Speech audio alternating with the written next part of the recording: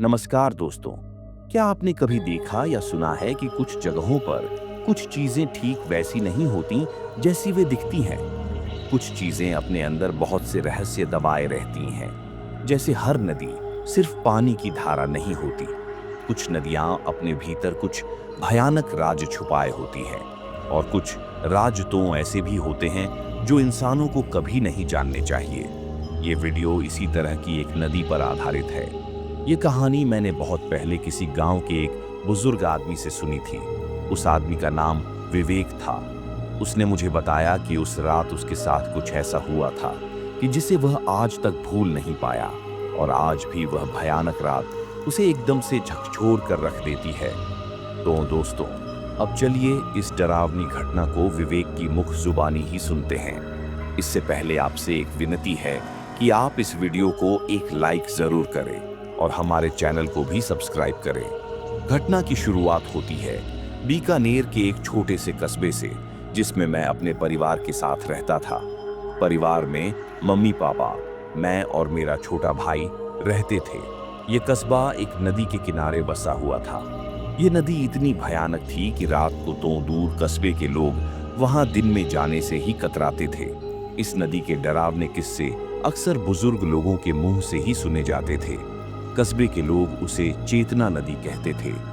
नाम तो बड़ा सुंदर लगता है, लेकिन नाम के पीछे की वजह उतनी ही खौफनाक थी। कहते हैं कि वह नदी जिंदा है। ये सुनने में अजीब लगेगा, लेकिन गांव के बूढ़े कहते थे कि वह नदी सोती है, जागती है, और जब गुस्सा होती है तो वह इंसानों को जिंदा ही निगल जाती थी। खैर, मैं पहले तो इस तरह की कहानियों पर कभी विश्वास नहीं करता था, लेकिन मेरे छोटे भाई आरव को गांव की ये जगह बड़ी पसंद थी। मैं शहर में काम करता था। एक शाम जब मैं ऑफिस से घर लौटा तो मम्मी ने मुझे आते ही आरव के लापता होने की खबर सुनाई। मेरी माँ रो रही थी। मेरी माँ ने कहा, आरव दिन भर से घर नहीं आया है। वह नदी की तरफ गया था, तू जाकर उसे देख। मैंने तुरंत अपने दो दोस्तों को इकट्ठा किया और नदी के आसपास खोजबीन शुरू कर दी। मेरे दोस्त रोहित और समीर मेरे साथ थे। वे अपनी टॉर्च और रस्सी लेकर नदी के किनारे पहुंचे। रात का समय था। चारों ओर सिर्फ जंगल की सरसराहट और कभी कभार आने वाली हवा की धीमी सीटी सुनाई देती थी। हमने नदी के किनारे खोज शुरू की। हमें पहले कुछ घंटों तक कुछ भी नहीं हुआ। हमने हर कोने में देखा, हर चट्टान को पलटा, लेकिन आरव का कोई निशान नहीं था। लेकिन जब आधी रात हुई तब चीजें अजीब होने लगी। सबसे पहले हमें एक धीमी सी आवाज सुनाई दी। वह आवाज नदी के पानी से आ रही थी। यह कोई जानवर या इंसान की आवाज नहीं थी। यह आवाज ऐसी थी जैसे कोई गुनगुना रहा हो। तुमने वो सुना, कोई आवाज? समीर ने फुसफुसाते हुए कहा। मैंने और रोहित ने सिर हिलाया। हाँ समीर, आवाज आ तो रही है। अब यह आवाज धीरे धीरे तेज हो रही थी, लेकिन यह आवाज अस्पष्ट थी। यह आवाज कैसी अजीब है, रोहित ने कहा। लगता है पानी से यह आवाज आ रही है, लेकिन यहाँ हमारे अलावा कोई भी नहीं था। टॉर्च की रोशनी में सिर्फ शांत पानी बहता दिख रहा था। हम तीनों और आगे बढ़े। जैसे जैसे हम नदी के किनारे चल रहे थे, वैसे वैसे आवाज तेज और साफ होती गई। अब यह गुनगुनाहट नहीं थी, ये किसी औरत की आवाज थी। हमें वापस चलना चाहिए, समीर ने कहा। उसकी आवाज में डर साफ झलक रहा था। मैंने कहा, नहीं, अगर यह आवाज किसी इंसान की है तो हो सकता है कि यह आरव हो और उसे मदद की जरूरत हो। धीरे धीरे वो आवाज अब और भी ज्यादा साफ हो गई। कोई बोल रहा था, जैसे कोई बार बार एक ही वाक्य दोहरा रहा हो। आओ, यहाँ आओ, रोहित ने धीमी आवाज में पूछा। ये कौन हो सकता है? हमने टॉर्च की रोशनी पानी पर डाली और तभी हमें पानी में कुछ अजीब सा दिखा। पानी में कुछ दूर एक छाया सी हिल रही थी। ये किसी औरत जैसी लग रही थी, लेकिन उसका चेहरा साफ नहीं दिख रहा था। वह किनारे से करीब 20 कदम दूर खड़ी थी, पानी के बीच में। कौन है वहां? मैंने चिल्लाया। तभी वह छाया हिलने लगी, लेकिन उसने कोई जवाब नहीं दिया। समीर ने अचानक कहा, मैं वापस जा रहा हूं, यह जगह सही नहीं है। उसने मुड़ने की कोशिश की, लेकिन जैसे ही उसने पहला कदम पीछे रखा, वह आवाज और तेज हो गई। आओ, यहाँ आओ। अब वह सिर्फ एक इंसान की आवाज नहीं थी, ये दर्जनों आवाजों की गूंज थी। एक ही वाक्य बार बार। और तभी समीर चिल्लाया, कुछ मेरे पैर को खींच रहा है, उसने चीखते हुए कहा। मैंने और रोहित ने पीछे मुड़कर देखा और जो उस समय हमने देखा वह हमारी जिंदगी का सबसे भयानक दृश्य था। समीर के पैर नदी के किनारे की मिट्टी में धंस रहे थे और किसी पेड़ की जड़ जैसी आकृति उसे चारों तरफ से जकड़ रही थी और उसकी सांसें फूल रही थीं जैसे किसी अदृश्य ताकत उस दबा रही हो। समीर चिल्ला रहा था, मुझे खींचो, बचाओ मुझे। मैंने और रोहित ने दौड़कर उसका हाथ पकड़ा, लेकिन जिस ताकत ने समीर को पकड़ रखा था वह इंसानी ताकत से कहीं ज्यादा मजबूत थी। हमने अपनी पूरी ताकत झोंक दी थी, लेकिन समीर का शरीर धीरे धीरे नदी की ओर खिसक रहा था और फिर कुछ देर बाद एक ही पल में सब कुछ खत्म हो गया। समीर हमारी पकड़ से छूट चुका था और वह पानी के अंदर ही गायब हो गया। समीर, रोहित चिल्लाया, लेकिन कुछ देर बाद पानी फिर से शांत हो गया था, मानो कुछ हुआ ही नहीं था। अब हम दोनों घबराए हुए किनारे पर खड़े रहे, पानी को घूरते हुए। हमने टॉर्च की रोशनी से पानी के भीतर तक देखा, लेकिन वहां कुछ नहीं था। समीर का कोई निशान नहीं था। वो कहाँ गया?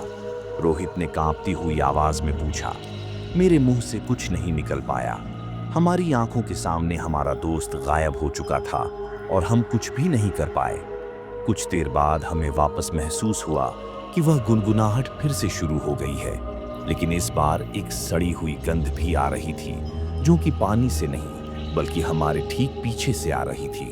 रोहित ने मुझे धीरे से कहा, विवेक। उसकी आवाज कांप रही थी, जैसे उसका गला सूख गया हो। ये आवाज, ये तो हमारे पीछे से आ रही है। लेकिन अब हमारी पलटकर देखने की भी हिम्मत नहीं थी।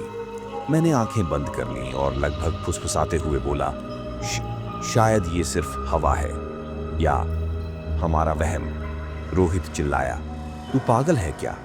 लेकिन उसकी आवाज इतनी धीमी थी कि वह खुद डरा हुआ लग रहा था।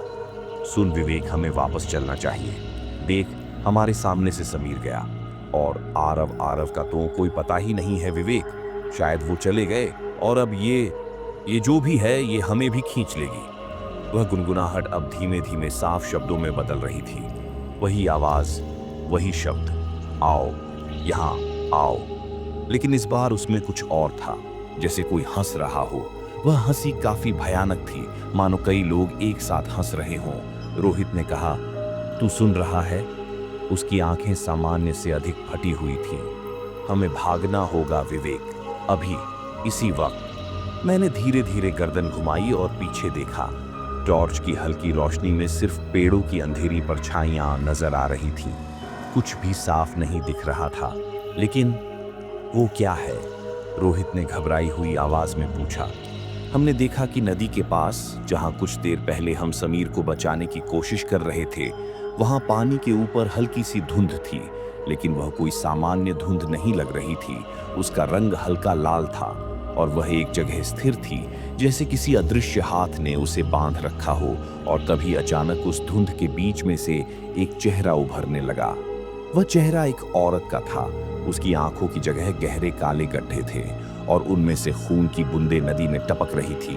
उसके चेहरे की हड्डियां साफ नजर आ रही थी। भगवान के लिए तू चल विवेक, चल।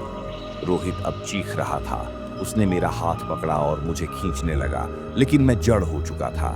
मैं उस औरत के चेहरे को देख रहा था। मेरी आंखें उस औरत की काली आंखों से जैसे जुड़ चुकी थीं। देख विवेक, मैं तुझे छोड़कर भाग जाऊंगा, कसम से, रोहित ने चीखते हुए कहा। ये सुनते ही मैं अचानक जाग गया। हाँ, चलो। हम दोनों जंगल की ओर भागने लगे। हमारे पीछे गुनगुनाहट और हंसी तेज हो रही थी। तेरी वजह से हुआ ये सब, रोहित ने दौड़ते हुए कहा। तू ही हमें इस नदी के पास लाया है और अब समीर गया, तेरा भाई भी गया, वे चले गए। विवेक, हमारी टॉर्च की रोशनी भोगने की वजह से बार बार हिल रही थी और मेरी जेब में कुछ सेक के पड़े थे। वे भी छन छन की आवाज से हमें और डरा रहे थे। चारों ओर अजीब सी सरसराहट थी, जैसे पत्तों के बीच कोई चीज हिल रही हो। और तभी पीछे से एक चिल्लाहट आई। यह समीर की आवाज थी, बचाओ। हम वहीं रुक गए, लेकिन हमारी सांसें तेज चल रही थीं। तूने कुछ सुना रोहित? मैंने उसकी ओर देखते हुए कहा। उसकी आंखें सामान्य से ज्यादा बड़ी हो गई थीं। ये तो समीर की आवाज है। लेकिन समीर तो... रोहित ने घबरा कर पीछे देखा। नहीं, ये कोई चाल है। ये वही है जो उसे नदी में ले गया है। ये हमें भी खींचना चाहता है। अब मेरा दिल कह रहा था कि रोहित सही है, लेकिन मेरा दिमाग, मेरी उम्मीद मुझे समीर की मदद के लिए वापस जाने पर मजबूर कर रही थी। मैंने रोहित से कहा, वो जिंदा हो सकता है, हमें देखना चाहिए। लेकिन रोहित मेरे साथ जाने से साफ मना कर दिया। मैं तो इस जंगल से बाहर निकल रहा हूं। मैं अब यहां और नहीं रुक सकता। मैं इस जगह से दूर चला जाऊंगा। इतना कहकर रोहित मुझे वहीं छोड़कर पीछे मुड़कर दौड़ना शुरू कर दिया। रोहित, मैंने चिल्लाया, लेकिन वह नहीं सुना। और तभी वह आवाज फिर से आई, आओ, यहां आओ। मैंने अपनी टॉर्च की रोशनी पानी की ओर डाली और जो मैंने देखा वह मुझे ऊपर से लेकर नीचे तक हिला दिया। वह औरत अब और भी साफ दिख रही थी, लेकिन अब वह अकेली नहीं थी। उसके साथ 3 और परछाइयां थीं और उनमें से एक समीर जैसा दिख रहा था और दूसरा आरव जैसा लग रहा था। वे नदी के बीच में खड़े थे। उनकी आंखें काली और खाली थीं और वे सभी मुझे घूर रहे थे। तभी, भाई, मुझे बचाओ। समीर की यह आवाज धीरे धीरे गूंजने लगी। मैं अकेला ही घने अंधेरे जंगल में खड़ा था। मेरी टॉर्च की रोशनी बार बार झपक रही थी और मुझे ऐसा एहसास हो रहा था कि नदी उसे देख रही है। टॉर्च की रोशनी झपक रही थी और हर बार जब रोशनी बुझती, ऐसा लगता मानो कोई परछाई मेरे बिल्कुल पास आ गई हो। तू बच नहीं सकता। वही आवाज फिर से मेरे कानों में गूंजी। इस बार यह आवाज इतनी करीब थी कि जैसे किसी ने मेरे कान के पास ही फुसफुसाया हो। मैंने झट से पीछे देखा, लेकिन कुछ नहीं था। तभी एक आवाज पानी के अंदर से आई, तेरा भाई मर चुका है और अब तू भी मरेगा। इसके बाद एक जोरदार ठहाका पूरे जंगल में गूंज उठा।